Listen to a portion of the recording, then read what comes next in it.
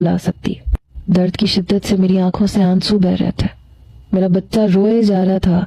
मैं nurse nurse पुकार रही थी। जब दरवाजे की दस्तक हुई और दरवाजा खुला, सामने अब्बास था। कहने लगा, बीबी साहिबा आप ठीक तो हैं? मैंने कहा, नर्स कहाँ है? कहने लगा, वो पता नहीं कहाँ चली गई। मैंने कहा, तुम बच्चे को पकड़ना जानते हो? कहने लगा, हाँ, मेरा अपना बच्चा 3 साल का है। मैंने कहा, इसे पकड़ के मुझे पकड़ा दो। मेरा बेटा कॉट में लेटा रो रहा था। उसने मेरे बच्चे को पकड़ा, मुझे पकड़ा दिया। मुझे यूं आंसू बहाता देख के कहने लगा, आप रो क्यों रही हैं? मैंने कहा, अपनी किस्मत को रो रही हूँ।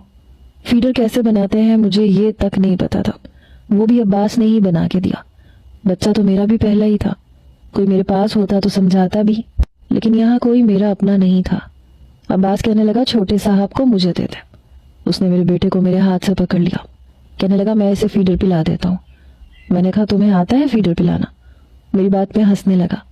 कहने लगा, बीबी साहिबा अपने बेटे को रात को मैं ही संभालता हूँ। दिन भर मेरी बीवी घर के काम काज से, मेरे वालिदैन की खिदमत से थक जाती है, तो रात को मैं उसे नहीं जगाता। फिर बच्चा सिर्फ औरत का थोड़ी होता है, मर्द का भी होता है।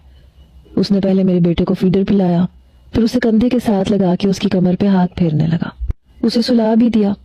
कहने लगा, सुबह मैं जुलेखा को लेके आऊंगा, वो आपकी मदद कर देगी। मुझे पता होता कि रात को यहाँ कोई नहीं रुकेगा तो मैं जुलेखा को ले आता। मैं उसे हैरत से देख रही थी।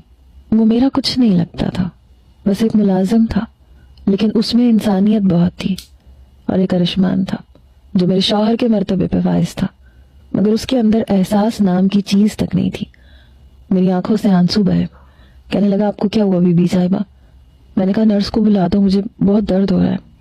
कहने लगा, हाँ, दर्द की दवा रखी है, मैं आपको जूस ला देता हूँ, उसके साथ दवा खा लीजिएगा। वो जल्दी से बाहर चला गया। कुछ देर बाद मुझे जूस ला के दिया, एक सैंडविच ला के दिया। मुझे शायद भूख ही लग रही थी। मैंने वो सैंडविच खाया, जूस पिया, अपनी मेडिसिन भी खा ली और फिर सो गई। जब उठी तो मेरे घर वाले मुझसे मिलने आए। कहने लगे, अरिशमान कहाँ है? मैंने कहा, बस वो अभी अभी गया है, पूरी रात मेरे पास ही था, लेकिन अब ऑफिस जाना भी जरूरी था। मैंने अभी भी उसकी इज्जत रखी। मेरी भाभी शाम तक मेरे पास ही रही। कहने लगी, कहो तो रात को रुक जाते हैं, लेकिन तब तक जुलेखा आ चुकी थी। अब्बास उसे अपने साथ लेके आया था। मैंने कहा, नहीं, आप लोग चले जाओ। आयुष्मान तो उसके बाद आया ही नहीं। अलबत्ता जुलेखा रात को मेरे पास रुक गई, बच्चे को भी संभालती रही, मुझे भी। मैंने कहा, तुम्हारा बेटा अब तुम्हारे बगैर रोता नहीं होगा? कहने लगी, नहीं, वो दादा दादी का आदी है, उनके पास रहने का। एक रात की तो बात है, सुबह आपकी छुट्टी हो जाएगी। हाथ में कांच की चूड़ियां पहन रखी थी, आंखों में काजल लगाया हुआ था, बड़ी प्यारी सी